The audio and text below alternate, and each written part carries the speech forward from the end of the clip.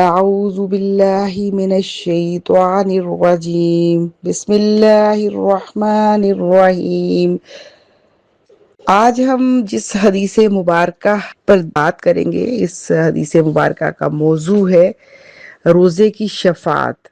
حضور صلی اللہ علیہ وآلہ وسلم نے فرمایا کہ روزہ اور قرآن مجید مومن کے لیے سفارش کریں گے۔ روزہ کہے گا، اے میرے رب، میں نے اس شخص کو دن میں کھانے اور دوسری لذتوں سے روکا تو یہ رک گیا، تو اے میرے رب اس شخص کے بارے میں میری سفارش قبول کر لے۔ قرآن مجید کہے گا کہ میں نے اسے رات میں سونے سے روکا تو اے خدا اس شخص کے بارے میں میری سفارش قبول کر۔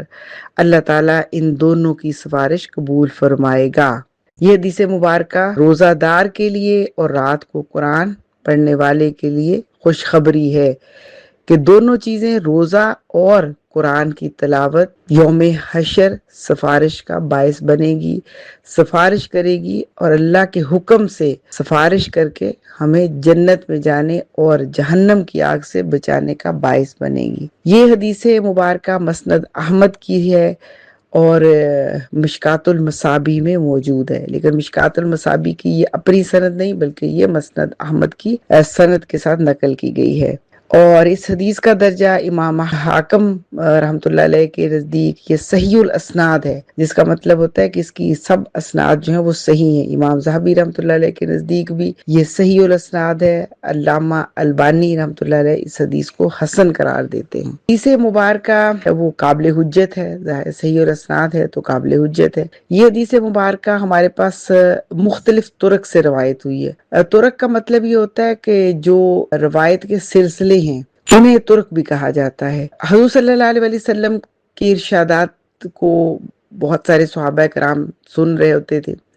ایک صحابی اپنے بیٹے سے یا اپنے شاگرد سے بیان کرتے، پھر وہ آگے اپنے بیٹے یا شاگرد سے بیان کرتے۔ اسی طرح دوسرے صحابی جس نے آپ صلی اللہ علیہ وسلم کا ارشاد سنا، انہوں نے اپنے بیٹے یا اپنے شاگرد سے بیان کی اور وہ اسی طرح آگے بیان کرتے چلے گئے۔ اس طرح سے ایک صحابی سے روایت کرنے والے آگے راوی اور پھر دوسرے صحابی سے روایت کرنے والے آگے راوی، اس کو طرق کہتے ہیں یا سلسلہ کہتے ہیں۔ ہر حدیث مبارکہ مختلف طرق سے روایت ہوئی ہے، یعنی حدیث کی ایک قسم متواتر ہے، اور متواتر حدیث وہ ہوتی ہے جس کے ہر طبقے میں کم از کم 10 راوی رہے ہوں، یعنی کم از کم 10 طرق سے روایت ہوئی ہو۔ اس کا مطلب یہ ہے کہ مختلف طرق سے روایت ہوتی ہیں احادیث مبارکہ، تو اس لیے اس پہ ڈیپینڈ کرتا ہے کہ کس طرق سے آئی ہے، تو اس لحاظ سے وہاں پر اس کی حیثیت بیان ہوتی ہے۔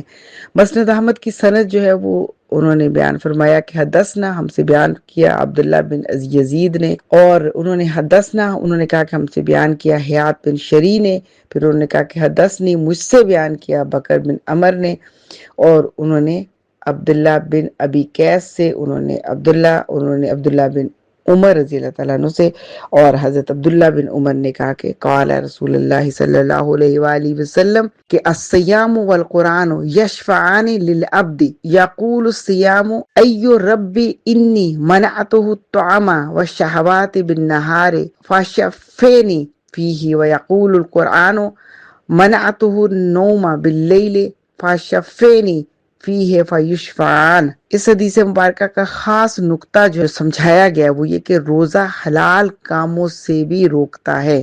جب ایک انسان کی تربیت اس طرح سے ہو جاتی ہے کہ وہ اللہ کے حکم پہ حلال کاموں سے بھی رک جائے، تو بھلا یہ سوچا جا سکتا ہے وہ حرام کام سے نہیں رکے گا۔ تو روزہ اس قدر میرے اور آپ کے نفس کی تربیت کرتا ہے کہ انسان اللہ کے حکم پر، جب اللہ نے کہا کہ اس وقت حلال سے بھی رک جاؤ تو رک جاتا ہے، جب کہا جائے یہ حلال ہے اس کو اختیار کر لو تو وہ اختیار کر لیتا ہے۔ وہ کسی جگہ نہ ایگو کا مسئلہ آتا ہے، نہ اس کے اندر کوئی ہیزیٹیشن ہوتی ہے، بلکہ وہ فوری طور پر اللہ کے حکم کے آگے سر جھکا دیتا ہے۔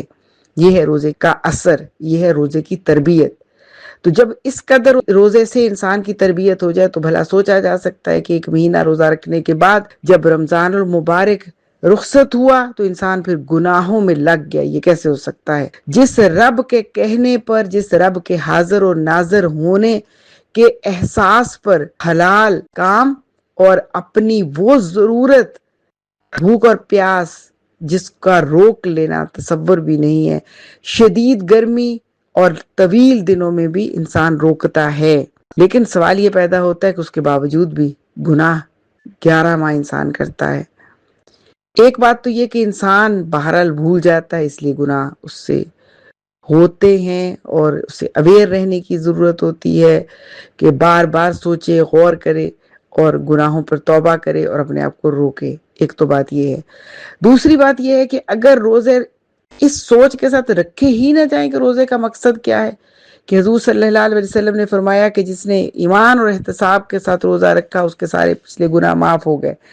تو جس نے ایمان اور احتساب سوچا ہی نہیں، ایمان کیا ہے، احتساب کیا ہے، اور 1 ماہ بھوک کاٹنے کی پریکٹس کی اور پھر 11 ماہ وہی کچھ کیا جو پہلے کرتا ہے، تو یہ بہرحال وہ لمحہ فکریہ ہے جس پر متوجہ ہونے کی ضرورت ہے کہ بھوک اور پیاس، پھر نبی صلی اللہ علیہ وسلم نے فرمایا کہ کچھ روزہ دار ایسے بھی ہوں گے قیامت والے دن جن کے ہاتھ سوائے بھوک اور پیاس کے کچھ نہیں آئے گا۔ اب دوسری چیز، ہمارے پاس ایک بہت بڑا سرمایہ وہ قرآن مجید ہے جو روح کی تربیت کرتا ہے، اور روح کی تربیت قرآن، انسان اللہ کا کلام ہے جب پڑھتا ہے تو قرآن دل کا زنگ اتار دیتا ہے، دل پر لگا ہوا تالا کھول دیتا ہے، اور پھر انسان کے اوپر اللہ کے احکامات جو ہے وہ اثر کرنے لگتے ہیں، یہاں تک کہ دل پگھل جاتے ہیں، اور دل جب پگھل جاتے ہیں تو پھر اطاعت پر آمادہ ہو جاتے ہیں، اور انسان اللہ کی اطاعت کرتا ہے، دل کے اندر ایک روحانیت، ایک تسکین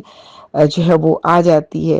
اس لیے یہ بتایا گیا کہ روزہ اور قرآن دونوں مل کر شفاعت کا سبب بنتے ہیں۔ گویا کہ روزہ اور قرآن ایمان کو مضبوط کرنے والی بنیادی عبادات ہیں، اور ان کی تاثیر اتنی زیادہ ہے کہ آخرت تک جاری رہتی ہے۔ آخرت تک جاری رہنے کا مطلب کیا ہے؟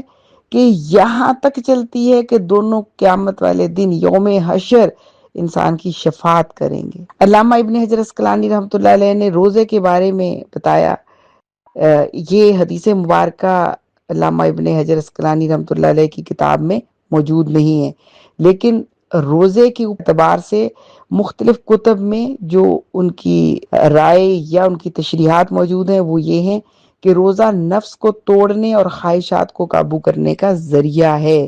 روزہ نفس کیا ہے؟ نفس میں خواہشات نفس بہت ساری، جن کو ہوا کہا گیا، خواہشات نفس اس کو توڑنا ہے، اور دوسرا یہ کہ نفسی ایگو میں آتا ہے، انا میں آتا ہے، اور بہت کچھ جو منوانے کی کوشش کرتا ہے۔ نفس اور خواہشات کو توڑے گی کیا چیز؟ روزہ۔ اسی لیے حضور صلی اللہ علیہ وسلم نے فرمایا کہ جوان ہو تو نکاح کر لو، اگر نکاح کی سکت نہیں رکھتے تو روزہ رکھو۔ امام نووی رحمۃ اللہ علیہ لکھتے ہیں کہ اعمال صالحہ قیامت کے دن شفاعت اور گواہی دیں گے۔ یہ خوشخبری ہے ہمارے لیے، اور اس میں کیا کچھ شامل ہے؟ کثرت تلاوت قرآن کو کثرت سے پڑھنا، قرآن کے ساتھ لگے رہنا، لیکن پڑھنا اس کو سمجھنا، کیونکہ قرآن کے اندر بہت بڑا حکمت کا خزانہ موجود ہے، مفاہیم کا ایک سمندر ہے، لہذا قرآن کو سمجھ کے پڑھنا اور پڑھتے رہنا، اور کبھی بھی اس کو بند نہ کرنا۔ تو یہ تلاوت قرآن ہمارے لیے نجات کا ذریعہ ہے۔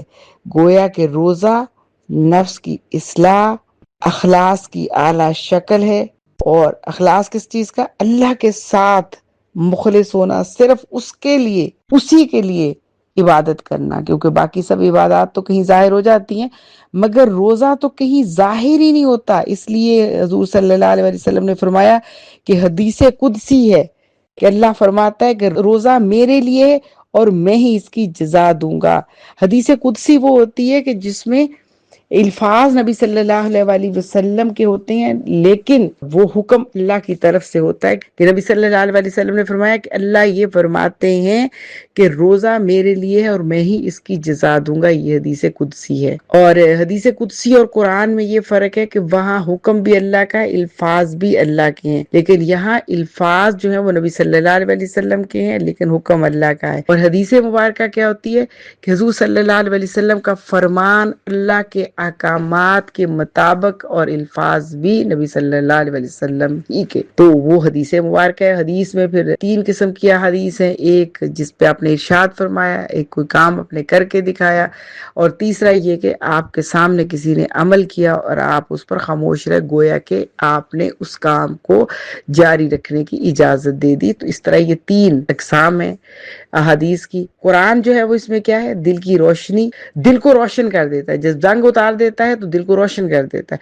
جب دل روشن ہو جاتا ہے تو اس کا فائدہ کیا ہوتا ہے کہ اپنے گناہ نظر آنے لگتے ہیں اور انسان ان گناہوں پر پریشان ہونے لگتا ہے، اور پریشان ہو کر پھر ان سے معافی بھی مانگتا ہے اور آئندہ نہ کرنے کا عزم بھی کرتا ہے۔ اور پھر کیا ہے؟ قرآن روزے کی طرح اللہ کے ساتھ تعلق مضبوط کرتا ہے۔ اچھا، یہاں کچھ کام ہمیں سوچنے ہیں کہ کیا ہماری ذمہ داری بنتی ہے۔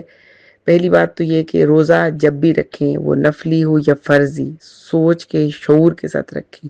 روزہ کیا چاہتا ہے اور کیا اثرات ہماری زندگی کے اوپر آنے چاہیے، اس کو سوچیں بھی، اور اس کو کسی کے ساتھ ڈسکس کریں، آپس میں بیٹھ کے ڈسکس کریں، 2-4 افراد کے اندر، اپنے گھر والوں کے، اپنے ملنے جلنے والوں کے۔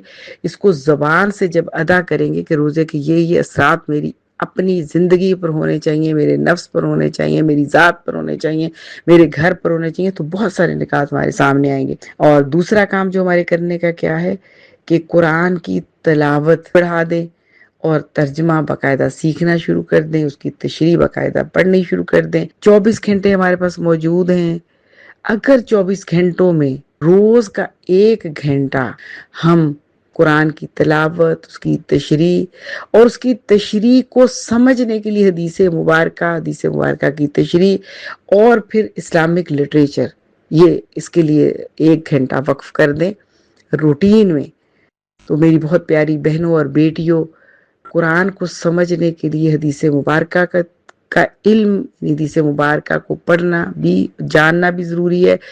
قرآن اور حدیث کو سمجھنے کے لیے اسلامک لٹریچر پڑھنا بھی بہت ضروری ہے۔ یہ ذہن میں رکھیے کہ جب تک ہم لٹریچر نہیں پڑھتے، قرآن اور حدیث ہمیں اس طرح سمجھ نہیں آتا۔ اس لیے تینوں چیزوں کو پڑھنے کے لیے 24 گھنٹوں میں 1 گھنٹہ ہم وقف کر دیں اور اللہ سے دعا کریں کہ باقی 23 گھنٹوں میں اتنی برکت دے کہ وہ 23 نہیں بلکہ 33 گھنٹوں کی طرح، بلکہ 33 سے بھی 43 گھنٹوں جتنے کام ہمارے لیے کرنا ممکن اور آسان ہو جائے۔ آمین۔ السلام علیکم ورحمۃ اللہ وبرکاتہ۔